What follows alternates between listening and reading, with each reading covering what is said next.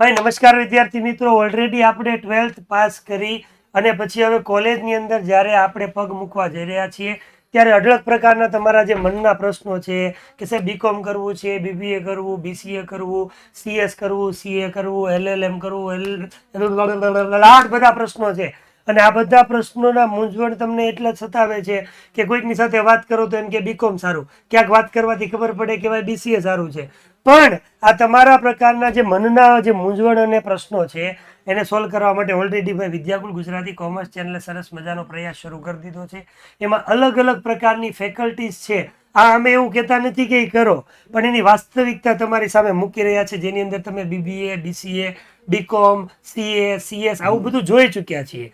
અને એમાં જ આ એક સિરીઝનો એક ભાગ જે આજે આપણે ભણવાનો છે. હાર્દિકભાઈ, આજે આપણે શેના વિશે વાત કરશું? એલએલબી અને એલએલએમ વિશે વાત કરવાની છે. બેચલર ઓફ લેજિસ્લેટિવ લો અને માસ્ટર ઓફ લેજિસ્લેટિવ લો, એટલે કે વકીલ અને જજ બનવા માટે શું જરૂરી છે. આપ દાદાએ બધી વાત કરી દીધી કે ભાઈ આ બધું શાના માટે છે, પણ એક નાની એવી બાબત કહી દઉં. રસ્તાઓ અનેક છે, પણ કયો રસ્તો તમારે પસંદ કરવો ને એનો એક નાનો એવો અમે આંગળી ચીંધીએ છીએ કે આ રસ્તે જાવ ને તો અમદાવાદ જવાય, આ રસ્તે જાવ તો વડોદરા જવાય, આ રસ્તે જાવ તો મુંબઈ જવાય, આ રસ્તે જાવ તો ઇન્દોર જવાય. બરોબર? અમે સુરત કોઈ એકાદો વિડીયો બનાવ્યો હોય કે ખાલી બીકોમ નો, તો તમને એમ થાય બીકોમ નો પ્રચાર કરે. બધાની અંદર જે ડિગ્રી છે ને એની અંદર શું આવે ને વાસ્તવિકતા રજૂ તમને કરીએ એટલે તમને આઈડિયા આવે ને તમે યોગ્ય નિર્ણય છે. તો ભાઈ શરૂઆત કરી દે એલએલબી માં. તો પહેલી વસ્તુ છે એલએલબી એટલે સ્વતંત્ર વકીલાત છે. બરોબર? એલએલબી એ કાયદા ક્ષેત્રની બેઝિક ડિગ્રી છે. ભાઈ તમારે વકીલ બનવું હોય, વકીલ ઘણા પ્રકારના આવે, નોટરી વકીલ આવે, પછી સિવિલ કોર્ટના વકીલ આવે, સેશન્સ કોર્ટના વકીલ આવે, આ દરેક પ્રકારના વકીલ આવે. તો એ વકીલની બેઝિક ડિગ્રી છે. અભ્યાસ પૂર્ણ કર્યા બાદ બાર કાઉન્સિલની પરીક્ષા પાસ કરીને સત્તાવાર રીતે વકીલ બની શકો અને પોતાની સ્વતંત્ર પ્રેક્ટિસ કરી શકો. ખાલી એલએલબી કરવાથી તમે વકીલ બની નથી શકતા. એના માટે બાર કાઉન્સિલની પરીક્ષા પણ સાથે તમારે પાસ કરવી પડે છે. બાકી વકીલ તો ઘણા બધા છે, પણ બધા કઈ જઈને પ્રેક્ટિસ નથી કરી શકતા. પ્રેક્ટિસ કરવા માટે બાર કાઉન્સિલની પરીક્ષા પાસ કરવી જરૂરી છે. સાથે સાથે કહે કે ભાઈ કોઈ પણ કોર્પોરેટ અને સરકારી નોકરીની તક પણ જો તમે એલએલબી ની ડિગ્રી મેળવેલી હોય તો તમને આ પણ મળે. એલએલબી ના આધારે મલ્ટીનેશનલ કોઈ પણ મોટી કંપની હોય તો એની અંદર તમે કોર્પોરેટ લોયર એટલે કે લીગલ એડવાઇઝર તરીકે તમે ઊંચા પગારની નોકરી તમે આમાં મેળવી શકો. આ સિવાય એલએલબી ના ઉપરથી તમે કોઈ પણ પ્રકારની બેંક હોય, કોઈ પણ પ્રકારના વીમા કંપની હોય અથવા કોઈ પણ સરકારી વિભાગ હોય તો એની અંદર પણ તમે લીગલ ઓફિસર બની અને સારા પગાર મેળવી અને તમે કામ કરી શકો છો આ ડિગ્રી કર્યા પછી. હવે તમને વાત કરી એલએલબી ની, સાથે એલએલએમ પણ છે. કે એલએલએમ એ શું છે? તો એલએલબી પછી 1 કે 2 વર્ષનો કોર્સ આવશે એલએલએમ. અને જો આ એલએલએમ કોર્સ તમે માસ્ટર ડિગ્રી કમ્પ્લીટ કરશો તો એનાથી જજ, મેજિસ્ટ્રેટ સુધીની સ્પર્ધાત્મક પરીક્ષાઓમાં મોટો ફાયદો થાય. સાથે નેટ અને પીએચડી પણ કરવામાં આવે તો લો કોલેજમાં તમે પ્રોફેસર પણ બની શકો. ખાલી વકીલ નહીં, વકીલની સાથે જજે બની શકાય, વકીલની સાથે પ્રોફેસર બની શકાય. બરોબર? અને બીજી વાત કરી કે ભાઈ સાહેબ વકીલ આવડો એલએલબી કરી લીધું એટલે વકીલનું જ કામ થાય, બીજું કઈ કરી શકાય? હવે બીજું કરી શકાય છે. એવું કીધું છે કાયદામાં સ્પેશિયલાઇઝેશન આવે, કેમ કે આની અંદર તમે ભણો છો જ કાયદા, લો એટલે બધો કાયદો જ આવે. તો કીધું એલએલએમમાં તમે સાયબર લો હોય અથવા તો ક્રિમિનલ લો હોય, બંધારણીય કાયદો અથવા તો કોઈ પણ પ્રકારના કાયદાને લગતા જે કાંઈ નિષ્ણાંત જે કાંઈ વિષયો છે ને એ તમે આમાં ભણવા મળશે. એટલે તમે એ વિષયની અંદર નિષ્ણાત બની શકો. બીજું રાષ્ટ્રીય અથવા તો આંતરરાષ્ટ્રીય લેવલ ઉપર તમે શું કરી શકો છો? એક કન્સલ્ટ, તમને બધા કાયદા ખબર છે તો કોઈ પણ વ્યક્તિને કન્સલ્ટ કરવાનું કામ તમે પર્સનલ એ પણ કરી શકો છો તમારી પાસે આ પ્રકારનું નોલેજ હોય તો. એટલે આ તમારી વેલ્યુ છે એલએલએમ ની અને એલએલબી. એલએલબી પછી કોર્ટ પ્રેક્ટિસ કે અને સામાન્ય નોકરી. જો અહીંયા પહેલા તો પેકેજ ની વાત કરીએ કે પેકેજ શું મળે, કારણ કે આપણો સૌથી મોટો પ્રશ્ન શું હોય છે? પૈસા કેટલા મળવા જોઈએ હું આ ડિગ્રી કરું તો? કારણ કે બારમું પૂરું થાય ને, 12મા સુધી આપણે વિચારતા કે મારું આ રિઝલ્ટ આવશે, ઓલું આવશે, તે આવશે, પણ 12મા પછી પૈસા દેખાય. તો સૌથી પહેલું એલએલબી પછી ફ્રેશર તરીકે કોઈ સિનિયર વકીલની નીચે પ્રેક્ટિસની શરૂઆત કરો તો મહિને તમને 5 થી 15 હજારનું સ્ટાઇપન્ડ મળશે. કારણ કે તમે હજુ વકીલ નથી, તમે હજી પ્રેક્ટિસ શરૂ કરો છો, તમારા ઉપર સિનિયર વકીલ છે. પણ જ્યારે સામાન્ય લો ફર્મ કે કોર્પોરેટ કંપનીમાં જોડાઈ ગયા તો 2.5 થી 5 લાખનું શરૂઆતી પેકેજ મળે. પછી ભાઈ તમે તમારા ક્લાયન્ટ બનાવો ને તમે જાતે કોર્ટમાં મંડો કેસ લડવા તો એ આગળ વધી શકે છે. બીજું કોઈ મોટી એવી સંસ્થા હોય જેની અંદર તમારે કામ કરવું છે તો એના માટે એમ કીધું કે જો વિદ્યાર્થી ક્લેટની પરીક્ષા પાસ કરે અને જો આ પાસ કરી હોય તો NLU જેવી ટોચની રાષ્ટ્રીય સંસ્થામાંથી તમે ઇન્ટિગ્રેટેડ કોર્સ કર્યો હોય તો ટોપ લો ફર્મ્સમાં સીધું કેમ્પસ પ્લેસમેન્ટ તમને સીધું ત્યાંથી જ પ્લેસમેન્ટ મળે. અને જો તમે આ પ્લેસમેન્ટ તમને જો મળી ગયું તો તમારું વાર્ષિક પેકેજ છે ભાઈ 10 લાખથી 16 લાખ સુધીનું થઈ જાય. પણ તમારે એના માટે ખાસ યાદ રાખવાનું છે કે ક્લેટની પરીક્ષા પાસ કરવી જરૂરી છે. બીજી ખાસ વાત કરીએ તો LLM પછી કોર્પોરેટ ક્ષેત્રે કેટલી તકો છે કે તમે LLB કરી નાખ્યું 3 વર્ષનું પછી LLM કરો છો તો LLM માસ્ટર ડિગ્રી કર્યા બાદ ઉમેદવારની માર્કેટ વેલ્યુ વધે છે. કેમ કે જો બેચલર એટલે પાયાનું જ્ઞાન છે, LLM એટલે માસ્ટર એટલે ઉચ્ચ જ્ઞાન છે. તો કોર્પોરેટમાં ઇન હાઉસ કાઉન્સિલ તરીકે વાર્ષિક 6 થી 12 લાખ સુધીનું શરૂઆતી પેકેજ આસાનીથી મળી જાય. આવું આપણા દેશમાં આપણા રાજ્યમાં અત્યારે શક્ય છે. અને LLM કર્યા પછી તમે કોઈ પણ પ્રકારની શૈક્ષણિક સંસ્થાઓ એમાંય કામ કરી શકો, સરકારી ક્ષેત્રે ગવર્મેન્ટની કઈ જોબ એ પણ તમને મળે. ક્યારે તો કીધું LLM ની સાથે તમે જો નેટની પરીક્ષા પાસ કરી હોય તો તમે લો કોલેજની અંદર પ્રોફેસર તરીકે કામ કરી શકો, જેની અંદર મહિને ભાઈ 40, 50, 60, 70,000 રૂપિયા જેવો પગાર તમને મળે. આ ઉપરાંત આ ડિગ્રી સાથે તમે બેંક અથવા કોઈ પણ પ્રકારની સરકારી સંસ્થાઓ હોય તો એની અંદર લીગલ ઓફિસર તરીકે પસંદગી પામ્યા હોય તો એમાં પણ તમને 60,000 થી 80,000 જેટલી મહિને સેલેરી પડે. આ તો વાત થઈ સેલરીની. હવે મારે ભણવું છે તો મારી ફીસ શું રહે છે? તો પહેલું તો ક્લેટ અને AILET એન્ટ્રન્સ કોચિંગ છે. 12મા પછી તમે ડાયરેક્ટ પણ તમે જોડાઈ શકો છો. તો ટેસ્ટની ટોચની નેશનલ લો યુનિવર્સિટીમાં પ્રવેશ મેળવવા 1 વર્ષના ફાઉન્ડેશન કોર્સની ફી અંદાજે 70,000 થી 1,50,000. નેશનલ લો યુનિવર્સિટી છે, બહુ ટોચની યુનિવર્સિટી છે. અને શોર્ટ ટર્મ ક્રેશ કોર્સ કરો છો તો 25,000 થી 45,000 ની આસપાસ હોય છે. બીજી અહીંયા ખાસ ચોખવટ કરું છું કે તમે 12મા પછી ડાયરેક્ટ LLB કરી શકો ઇન્ટિગ્રેટેડમાં, અને 12મા પછી બેચલર BCom કે BA કર્યા બાદ પણ તમે LLB માં જઈ શકો છો. બીજું ઘણા બધા વિદ્યાર્થી એવા હોય કે જે પહેલેથી એને ટેવ હોય ટ્યુશન જોઈ મોટા ભાગની અમુક ડિગ્રીની અંદર તમે ટ્યુશન રાખતા હોય તો અહીંયા પણ ખાસ કરીને તમારે કે ટ્યુશનની એવી બધું જરૂર પડતી નથી. પણ છતાં પણ કોઈ પણ એવા અઘરા, દાખલા તરીકે આની અંદર મોસ્ટ ઓફ અમને ખબર છે ત્યાં સુધી લો અથવા તો ટેક્સેશન જેવા અઘરા વિષય હોય કે જેની અંદર તમને તકલીફ પડે છે તો તમે એનું ટ્યુશન પર સબ્જેક્ટ કદાચ 5-7 હજાર રૂપિયાની અથવા 8,000 રૂપિયા જેવો ખર્ચો થાય, એ જો તમને જરૂર પડતી હોય તો તમે આ કરી શકો છો. બીજી ખાસ બાબત, જજ બનવા માટે ક્લાસીસ. જો મેજિસ્ટ્રેટ કે સિવિલ જજ બનવાની તૈયારી છે ને 1 થી 1.5 વર્ષ ચાલે, અને એમાં સઘન ફાઉન્ડેશન કોર્સ આવે, કારણ કે એમાં લો છે ને અલગ અલગ ઘણા પ્રકારના હોય. બીજું એમાં ખાસ તો તમારે શીખવાનું હોય છે કેસ સ્ટડી.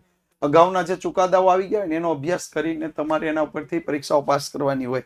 તો એના માટેની કોર્સ ફી રહેશે 80,000, 1,50,000, જે ખાસ કરીને મોટા શહેરોમાં આ કોર્સ વધારે થઈ શકે છે. આ ઉપરાંત ભાઈ તમે જો સમજી લો કે LLB પૂરું કર્યું છે, હવે મારે શું કરવું તો કે ભાઈ LLM ની અંદર મારે પ્રવેશ લેવો છે તો પ્રવેશ લેવા માટે તમારે શું કરવું પડશે? એન્ટ્રન્સ એક્ઝામ આપવી પડશે. અને આ એન્ટ્રન્સ એક્ઝામ પાસ કરવા માટે તમે તૈયારી કરવા માટે જો કદાચ કોચિંગ રાખો છો તો અંદાજે તમારે 30,000 થી 50,000 રૂપિયા ખર્ચો આ LLM છે એની તૈયારી કરવા માટે એન્ટ્રન્સ એક્ઝામની એનો ખર્ચો તમને થશે. પછી આગળ વાત કરીએ LLB નો અભ્યાસક્રમ. શું ભણવાનું તો LLB માં શું ભણવાનું આવે કે 3 થી 5 વર્ષના LLB કોર્સ. મેં તમને કીધું એમ, જો તમે બેચલર કરીને LLB માં તમે ભણવા જાવ છો તો 3 વર્ષ છે, પણ તમે 12મા પછી ડાયરેક્ટ જાવ તો 5 વર્ષનો કોર્સ છે. તો કુલ 30 થી 40 કાયદાકીય વિષય. હવે એમાં પણ હું તમને ચોખવટ કરી દઉં કે જેમ આપણે CA લેવલ હોય કે BCA લેવલ હોય એમાં આપણે કેવું હોય છે કે ભાઈ વન આવ્યું, દાખલા તરીકે લો એકાઉન્ટ આવ્યું તો પહેલામાં એકાઉન્ટ આવે, બીજામાં કોસ્ટ એકાઉન્ટ આવે, ત્રીજામાં કોર્પોરેટ એકાઉન્ટ આવે, ચોથામાં કંપની એકાઉન્ટ આવે. એવી રીતે એકાઉન્ટના જ ભાગ હોય. એમ અહીંયા વિષય હોય છે દર સેમેસ્ટર, દર વર્ષે એક ના એક વિષય હોય, પણ એને નામ અલગ અલગ રીતે એનો નવો નવો એમાં ઉમેરો થતો જાય. એટલે ખાલી આ 30 થી 40 વિષય એટલે 30 વિષય જ ભણવાના, પણ એક ના એક વિષયને 5-6 અલગ અલગ રીતે ભણવાના દરેક વર્ષે. એટલે એવા 30 થી 40 વિષયો આવે છે, જેમાં કંપની લો અને ટેક્સેશન જેવા કોમર્સના કાયદાઓ અને બંધારણ પ્રોપર્ટી લો જેવા મુખ્ય કાયદાઓનો સમાવેશ થાય. એટલે ખાસ કરીને કોમર્સના વિદ્યાર્થીઓ માટે LLB એટલે એમ કહેવાય કે પાયો છે એમ. આ ઉપરાંત ભાઈ LLB એટલે મોટા ભાગના કાયદા જેવું સમજો. તો ભારત સરકારે નવા ફેરફાર મુજબ હવે LLB ની અંદર પેલા જૂના કાયદા ભણાવવામાં આવતા. કયા તો કીધું IPC હેઠળ આપણે સાંભળીને ઘણી વખત કે IPC અને CRPC ના અલગ અલગ પ્રકારના જે કાંઈ કાયદા હતા એની અંદર હજી વિષયની અંદર થોડુંક એડ કરી અને એને નવા કાયદા જેને કે આપણે ભારતીય ન્યાય સંહિતા BNH અને BNSS એટલે કે ભારતીય સાક્ષ્ય અધિનિયમ. હા, 3 છે. BNS, હા, BNSS અને પછી BSA.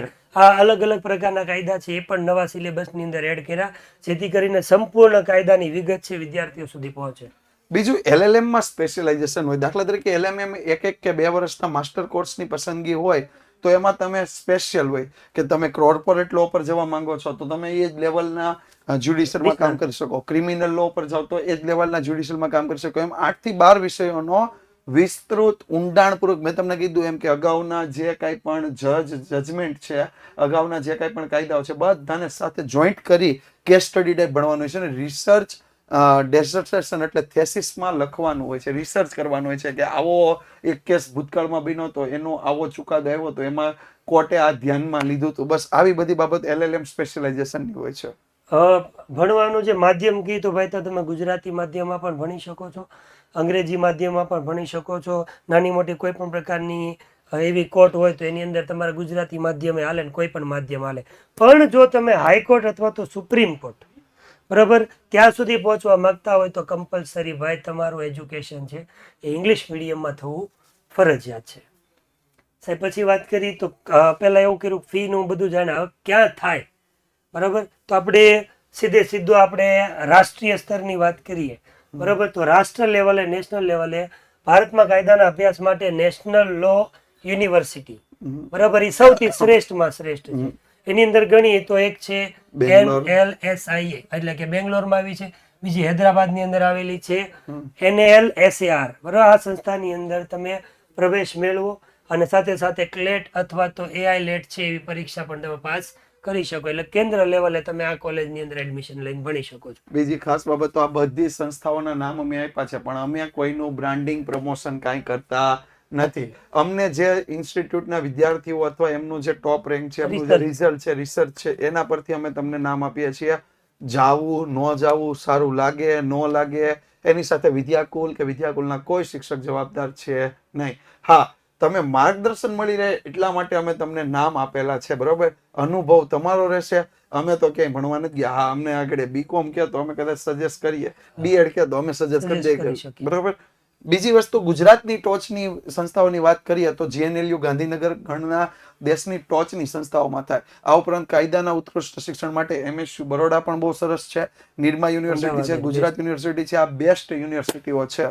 અમારા સુરતની અંદર તો વન એન્ડ ઓનલી એક તો પેલા આપણે VNSGU છે યુનિવર્સિટીમાં થાય છે. આ ઉપરાંત સુરતમાં VTMS જેને આપણે VT ચોકસી અથવા સિદ્ધાર્થ લો કોલેજ છે. તો આ જગ્યાએ ભાઈ સુરતની અંદર અથવા તો એની આજુબાજુમાં જોઈએ તો ભરૂચની અંદર મહામંડલેશ્વર લો કોલેજ છે. આ બધી પ્રતિષ્ઠિત એવી સંસ્થાઓ છે જે વર્ષોથી આ લો જે છે એની અંદર કામ કરે છે. તો આ જગ્યાએ તમે બેસ્ટ ઓપ્શન તમારા માટે રહેશે. બીજું એડમિશન પ્રક્રિયા કઈ રીતની હોય છે તો એમાં આપણે અલગથી એડમિશન કરવાનું હોય છે. એમાં BCom, BBA, BCA જેવી પ્રક્રિયા નથી. જો ધોરણ 12 પછી 5 વર્ષના ઇન્ટિગ્રેટ કોર્સમાં જો તમારે પ્રવેશ મેળવવો છે તો ક્લેટ અથવા LSAT ની કે ગુજરાતની રાજ્ય સ્તરની એન્ટ્રન્સ પરીક્ષા પાસ કરવી પડે. ત્યાં તમારે જે તે લો કોલેજમાં જઈ અને માહિતી મેળવી, ત્યાં ફોર્મ ભરી, ત્યાં એક્ઝામિનેશન કઈ લેવાય છે. દાખલા તરીકે સરે જેમ વાત કરી કે VT ચોકસી લો કોલેજ છે તો એ કઈ કોલેજને મેરિટ ગણે છે, કઈ એક્ઝામને મેરિટ ગણે છે એ એક્ઝામ તમારે આપવાની રહે. તમારે ત્યાં કરવું હોય તો પછી સિદ્ધાર્થ લો કોલેજમાં જવું તો એ કોને મેરિટ ગણે છે, ક્લેટ ને, LSAT ને કે એની જે માન્ય હોય એને તમારે એટલે એ જે તે પરીક્ષા તમારે આપવાની રહે છે. ત્યારબાદ ગ્રેજ્યુએશન પછી જો 3 વર્ષના કોર્સમાં મોટા ભાગે ગ્રેજ્યુએશનના મેરિટને આધારે ગણવામાં આવે અથવા યુનિવર્સિટી પોતાની પરીક્ષા ગોઠવે છે. એટલે એમાં પણ હું તમને એવું કહીશ, જો તમે BCom કરીને LLB અથવા BA કરીને LLB અથવા કોઈ પણ રીતે બેચલર ડિગ્રી કર્યા બાદ LLB કરવા માંગો તો LLB ની કોલેજ પર જઈ તમે જે કોલેજમાં તમે LLB કરવા માંગતા હોય ત્યાં જઈને માહિતી મેળવો કે કઈ પરીક્ષા અથવા કયા મેરિટને આધારે હું આ કોલેજમાં પ્રવેશ મેળવી શકું. તો તમને સંપૂર્ણ સચોટ માહિતી મળવા પાત્ર છે. કારણ કે એ સેન્ટ્રલાઇઝેશન પ્રોસેસ નથી. LLB એ ડિસેન્ટ્રલાઇઝેશન છે. દરેક કોલેજને પોતાનો સ્વતંત્ર હક છે. દરેક કોલેજ કોઈ યુનિવર્સિટી સાથે જોડાયેલી છે પણ એની પ્રવેશ પ્રક્રિયા એના પોતાના પર આધારિત છે. BCom, BBA, BCA જેવું એમાં છે નહીં. ઓપોર્ચ્યુનિટીની વાત કરીએ તો સૌથી પહેલા તો કોર્પોરેટ અને બિઝનેસ સેક્ટરની વાત કરીએ. કાયદાના ક્ષેત્રમાં તમે લીગલ એડવાઇઝર બની શકો, કોમ્પ્લાયન્સ ઓફિસર તરીકે કામ કરી શકો, જેનો પેકેજ પણ સારું છે, ગ્રોથ પણ સારો છે. ખાસ કરીને જો CA/CS ની સાથે LLB કરી નાખ્યું, હા, એટલે કંપની વાળો કોઈ ભાઈ આવશે, એ એકાઉન્ટિંગ તમારી પાસે કરાવશે અને કોર્પોરેટ લોમાં તમે LLB કરી નાખ્યું, તે કાયદા તમારી પાસે કમ્પ્લીટ કરાવશે, એની ફાઇલ તમે બનાવશો, એનો હિસાબે તમે કરશો, એટલે કંપની આખે આખી તમારા પર ડિપેન્ડન્ટ. જેથી તમે હાથ ઊંચા કરી દીધા તેથી કંપની ડૂબી જાય. LLB કર્યા પછી ગવર્મેન્ટની કોઈ પણ સ્પર્ધાત્મક પરીક્ષા પાસ કરો તો તમે સિવિલ જજ બની શકો અથવા તો સિવિલ વકીલ તમે બની શકો. આની સિવાય તમારી પાસે કાયદાનું જ્ઞાન છે ને LLB છે તો તમે ભારતીય સેના, પછી આર્મી હોય, નેવી હોય કે એરફોર્સ, આ બધી જગ્યાએ જઈને તમારો કાનૂનને લગતો જેટલો કાંઈ બહોળો અનુભવ છે, બરોબર, તો કાનૂની અધિકારી તરીકે તમે અહીંયા જોડાઈ શકો છો. એટલે કે એક રીતે જોવા જાવ તો લો કરીને તમે સેનાની અંદર પણ જોડાઈ શકો છો. બીજી આધુનિક અને ઉભરતા ક્ષેત્રો અત્યારના કયા ક્ષેત્રો છે? તો આજના ડિજિટલ સમયમાં સૌથી વધારે જો કોઈને જરૂર હોય તો સાયબર વાળાની જરૂર. હાલતા ફ્રોડ થઈ જાય, હાલતા કંઈક ને કંઈક પ્રશ્ન આવી જાય તો સાયબર લો સ્પેશિયાલિસ્ટ તમે બની શકો, જેમાં ખાસ કરીને ઓનલાઈન ફ્રોડ, દિવસના કોઈ પણ પોલીસ સ્ટેશનમાં 100 કેસમાંથી 30% કેસ તો મને એવું લાગે કે સાયબર ફ્રોડના છે. કોઈએ કોઈનો ડેટા ચોરી લીધો, કોઈ પૈસા ઉપર લીધા, કોઈ ફોટા વાયરલ કરી દીધા, આ સાયબર પ્રકારનો. ઇન્ટેલેક્ચ્યુઅલ પ્રોપર્ટી રાઇટ્સ છે, ખાસ કરીને કોઈ પણ ફેમિલીમાં કોઈ પ્રોપર્ટીને અંદર અથવા તો કોઈ પણ કંપની વચ્ચે કોપીરાઇટ, પેટન્ટ એવા પણ પ્રોપર્ટીને આધારે જે કાંઈ પણ થતું હોય એના ખાસ વકીલ બની શકો. બીજું, મલ્ટીનેશનલ કંપનીમાં ઇન્ટરનેશનલ લો. હવે કેવું થાય કે કંપનીનો માલિક સુરતનો, એને ખાલી પૈસાની જ ખબર, પણ એને યુકેમાં કયો કાયદો હાલે ની ખબર હોય નહીં. તો એને જ્યારે યુકેની કોર્ટ એને બોલાવે કે ભાઈ હાલ તારે અહીંયા હવે જજમેન્ટ આપ, તારે અહીંયા તારો પક્ષ રજૂ કરવાનો છે, તો હવે એમાં કયા કાયદાથી પક્ષ રજૂ કરી શકાય એને જાણ નથી, તો એના માટે તમે એના લીગલ એડવાઇઝર તરીકે કામ કરી શકો છો. આ સિવાય ભાઈ તમે LLM કર્યું હોય તો એના પછી નેટ અને સ્લેટ આ બેની એક્ઝામ આપી હોય તો કોઈ પણ પ્રકારની લો કોલેજની અંદર સરસ મજાના અમારી જેમ પ્રોફેસર બનીને તમે ભણાવી શકો. આ ઉપરાંત તમારી પાસે LLB ની ડિગ્રી છે ને તમારી પાસે કાયદાનો અનુભવ છે તો સરસ મજાની એક આપણી પોતાની ઘરની સાહેબ ઓફિસ શરૂ કરી અને કોકના લગ્ન કરાવો, કોકના છૂટાછેડા કરાવો, કોકની પ્રોપર્ટી અને આના રિલેટેડ કોઈ પણ પ્રકારની કાયદા કાનૂનની જે પ્રોસેસ હોય એ સામાન્ય વકીલ તરીકે તમારી પોતાની ઓફિસ ખોલીને તમે આવું કામ પણ કરી શકો. એમાં કોઈ આવકની મર્યાદા છે નહીં. તો આ હતું LLB અને LLM વિષયનું જે કાંઈ પણ ટેકનિકલ તમારે જરૂરિયાત હતી, તમામ પ્રકારનું નોલેજ અને તમામ પ્રકારનું જ્ઞાન જે અમારા સુધી પહોંચેલું છે, અમે તમને પહોંચાડવાનો એક નાનકડો એવો પ્રયાસ કર્યો છે. આની સાથે સાથે આપણે એવા બીજા ઘણા બધા કોર્સ પણ આ ચેનલ પર મૂકેલા છે. અમે તમને પહેલેથી કહેતા હોય છે કે ધોરણ 12 ખાલી અમે કરાવીને તમારું આ છોડી નથી દેતા. 12માં પછી તમને આગળ ક્યાં સુધી લઈ જવા એ બધું જ અમે તમને પ્રોવાઈડ કરવાના છે. તો હજી સુધી આ ચેનલને જેણે સબસ્ક્રાઇબ ન કરી રાખે, જેણે લાઈક બટન પર ક્લિક ન કર્યો કરી રાખે, અને આ જ સિરીઝમાં જો કોઈ વિદ્યાર્થી હજી અવઢવમાં હોય કે મારે શું કરવું, તો એમને ખાસ રેકમેન્ડેશન કરજો કે આ ચેનલ જોઈ લે ભાઈ, આમાં બધા કોર્સ છે, પછી તને સારો લાગે એ કોર્સ કરજે. અને આ સાથે જ અહીંથી તમારી વચ્ચેથી રજા લઈએ છીએ, પણ એ પ્રોમિસ સાથે કે આવા જ બીજા કોઈ કોર્સના વિડીયો સાથે ફરીથી મળતા રહીશું. ત્યાં સુધી જોડાયેલા રહેજો વિદ્યાકુલ ગુજરાતી કોમર્સ ચેનલ સાથે.